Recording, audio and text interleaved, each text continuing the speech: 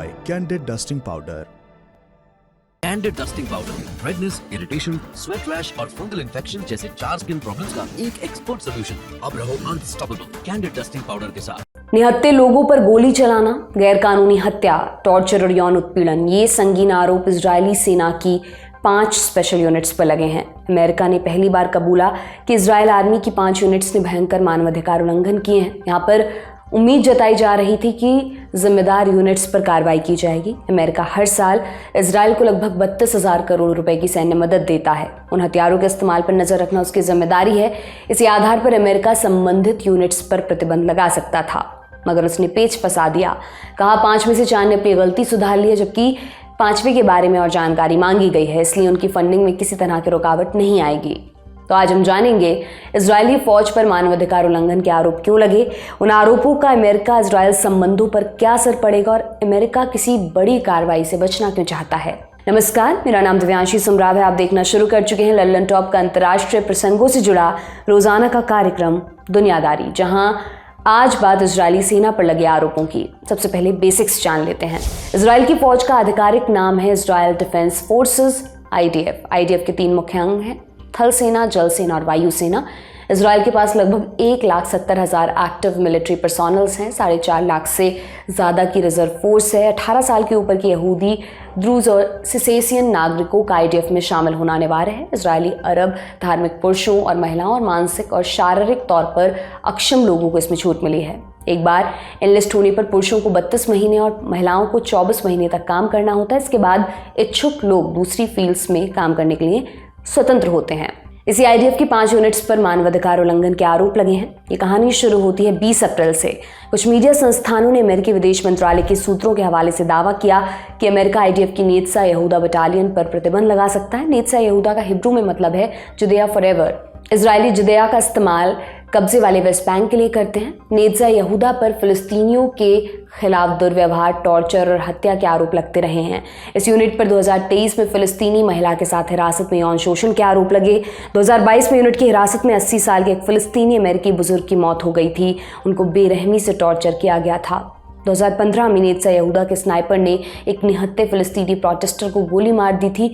उसी बरस यूनिट के सैनिकों पर कैदियों को बिजली के झटके देने के आरोप लगाए गए थे। नेत्सा यहूदा की स्थापना 1999 के बरस में की गई थी। इसे नहाल हारिदी कान नाम दिया गया था। बाद में इसे नेत्सा यहूदा का बटालियन 97 नाम दिया गया। उस समय इसमें केवल 30 सैनिक थे। 2009 के आंकड़ों के मुताबिक इसमें 1000 से ज़्यादा सैनिक थे।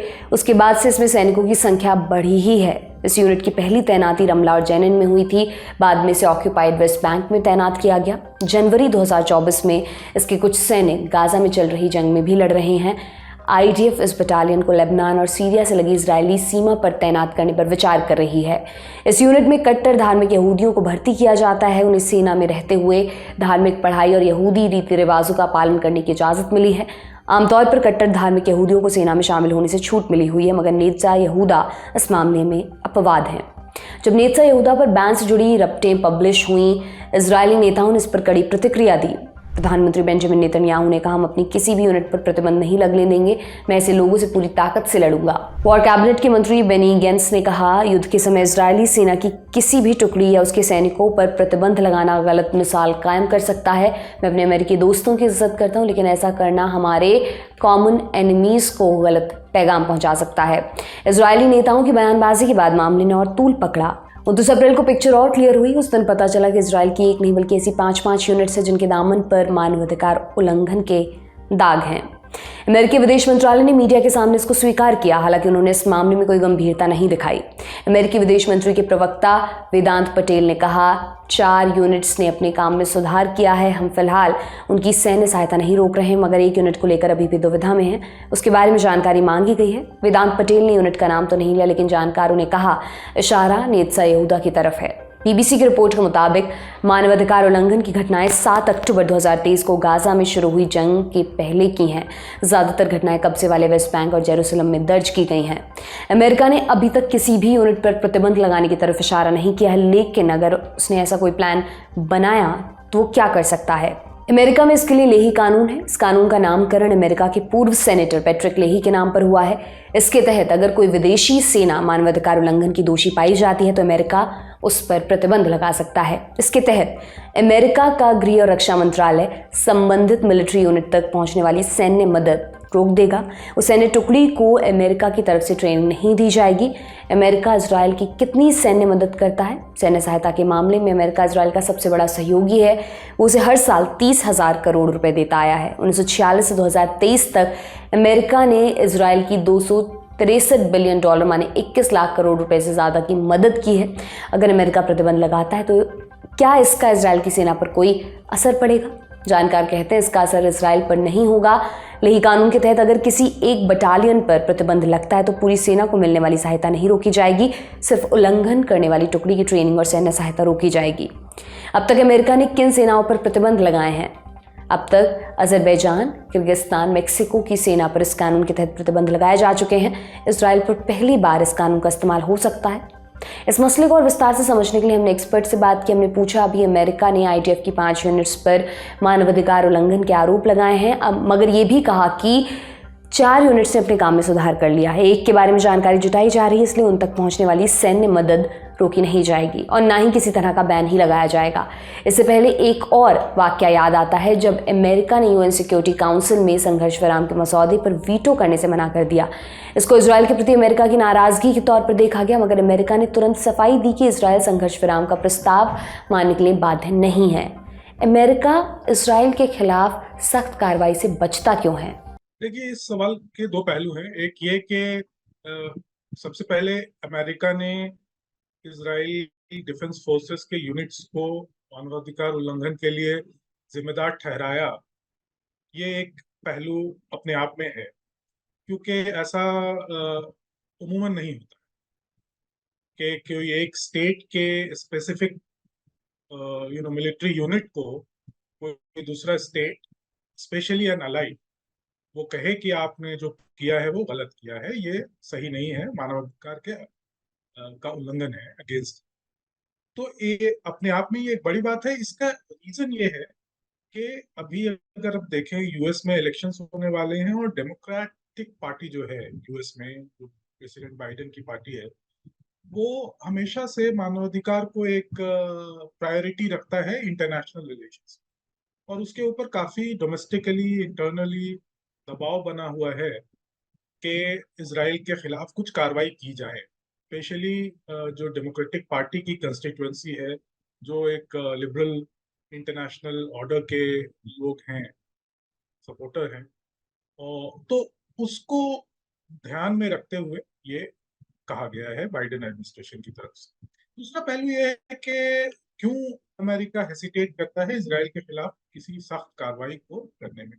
उसके 2 रीजन हैं। एक तो ये कि डोमेस्टिकली इजराइल का एक, अमेरिका का एक बड़ा, मतलब जो सोशियो पॉलिटिकल सेक्शन है वो इजराइल का सपोर्टर है। तो उस कंस्टिट्यूएंसी के खिलाफ जाना भी, और ये एक पावरफुल कंस्टिट्यूएंसी है, इसमें बहुत सारे बड़े बड़े इंडस्ट्रियलिस्ट हैं, लोग हैं जो इन्फ्लुएंशियल, तो उसके अगेंस्ट जाना भी मुश्किल होता है। दूसरा ये कि इजराइल और अमेरिका एक दूसरे के एक बहुत इंपॉर्टेंट अलाई हैं, कहा जाए तो स्ट्रैटेजिक अलाई हैं, और अलायंस का मतलब ये होता है कि उसके खिलाफ ना जाया जाए, स्पेशली जब इंटरेस्ट दोनों की अलाइंड हो। तो यहाँ पे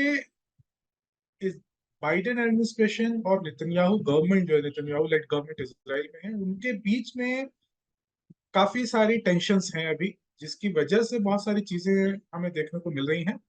लेकिन यूएस और इजराइल के जो रिलेशंस हैं, स्पेशली जो सिक्योरिटी और डिफेंस की जो बात होती है, वो अभी स्ट्रांग है। तो ये कहना कि ये एक्सपेक्ट करना कि यूएस इजराइल के खिलाफ किसी तरह का कोई प्यूनिटिव एक्शन लेगा, तो मुझे नहीं लगता है कि ऐसा कुछ होने वाला है। इजरायली यूनिट्स के खिलाफ मानवाधिकार उल्लंघन से जुड़ा बयान ऐसे समय में आया है जब इजराइल रफा पर हमले की तैयारी में जुटा हुआ है। क्या अमेरिका के खुलासे का इजराइल की कार्रवाई पर कोई असर पड़ सकता है? देखिए, इस सवाल के 2 पहलू हैं। एक ये कि सबसे पहले अमेरिका ने इजरायली डिफेंस फोर्सेस के यूनिट्स को मानवाधिकार उल्लंघन के लिए जिम्मेदार ठहराया।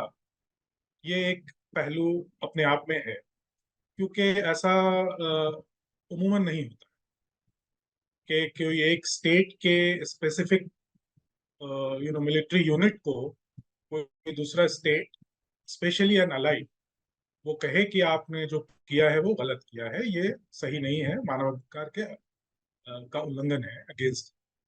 तो ये अपने आप में ये एक बड़ी बात है। इसका रीजन ये है कि अभी अगर आप देखें, यूएस में इलेक्शंस होने वाले हैं और डेमोक्रेटिक पार्टी जो है यूएस में, जो प्रेसिडेंट बाइडेन की पार्टी है, वो हमेशा से मानवाधिकार को एक प्रायोरिटी रखता है इंटरनेशनल रिलेशंस, और उसके ऊपर काफी डोमेस्टिकली, इंटरनली दबाव बना हुआ है कि इजराइल के खिलाफ कुछ कार्रवाई की जाए। स्पेशली जो डेमोक्रेटिक पार्टी की कंस्टिट्यूएंसी है, जो एक लिबरल इंटरनेशनल ऑर्डर के लोग हैं, सपोर्टर हैं, और तो उसको ध्यान में रखते हुए ये कहा गया है बाइडेन एडमिनिस्ट्रेशन की तरफ से। दूसरा पहलू ये है कि क्यों अमेरिका हेसिटेट करता है इजराइल के खिलाफ किसी सख्त कार्रवाई को करने में। उसके दो रीजन हैं। एक तो ये कि डोमेस्टिकली इजराइल का एक, अमेरिका का एक बड़ा मतलब जो सोशियो पॉलिटिकल सेक्शन है वो इजराइल का सपोर्टर है। तो उस कंस्टिट्यूएंसी के खिलाफ जाना भी, और ये एक पावरफुल कंस्टिट्यूएंसी है, इसमें बहुत सारे बड़े बड़े इंडस्ट्रियलिस्ट हैं, लोग हैं जो इन्फ्लुएंशियल, तो उसके अगेंस्ट जाना भी मुश्किल होता है। दूसरा ये कि इजराइल और अमेरिका एक दूसरे के एक बहुत इंपॉर्टेंट अलाई हैं, कहा जाए तो स्ट्रैटेजिक अलाई हैं, और अलायंस का मतलब ये होता है कि उसके खिलाफ ना जाया जाए, स्पेशली जब इंटरेस्ट दोनों की अलाइंड हो। तो यहाँ पे इस बाइडेन एडमिनिस्ट्रेशन और नेतन्याहू गवर्नमेंट, जो है नेतन्याहू लेड गवर्नमेंट इजराइल में है, उनके बीच में काफी सारी टेंशन्स हैं अभी, जिसकी वजह से बहुत सारी चीजें हमें देखने को मिल रही हैं। लेकिन यूएस और इजराइल के जो रिलेशंस हैं, स्पेशली जो सिक्योरिटी और डिफेंस की जो बात होती है, वो अभी स्ट्रांग है। तो ये कहना कि ये एक्सपेक्ट करना कि यूएस इजराइल के खिलाफ किसी तरह का कोई प्यूनिटिव एक्शन लेगा, ये मुझे नहीं लगता है कि ऐसा कुछ होने वाला है। ये था हमारा बड़ी खबर सेगमेंट। अब सुर्खियों की बारी। पहली सुर्खी इजराइल हमास जंग से जुड़ी है। कई अपडेट्स हैं, एक एक कर सभी को जान लेते हैं। पहला अपडेट अमेरिका में चल रहे प्रोटेस्ट से जुड़ा है। अमेरिकी यूनिवर्सिटीज में छात्रों का प्रदर्शन बढ़ता जा रहा है। 29 अप्रैल को कोलंबिया यूनिवर्सिटी में प्रदर्शनकारियों ने एक हॉल पर कब्जा कर लिया। यूनिवर्सिटी प्रशासन ने डेडलाइन खत्म होने के बाद छात्रों को सस्पेंड करना शुरू कर दिया है। इसके बावजूद हंगामा बढ़ने की आशंका बनी हुई है।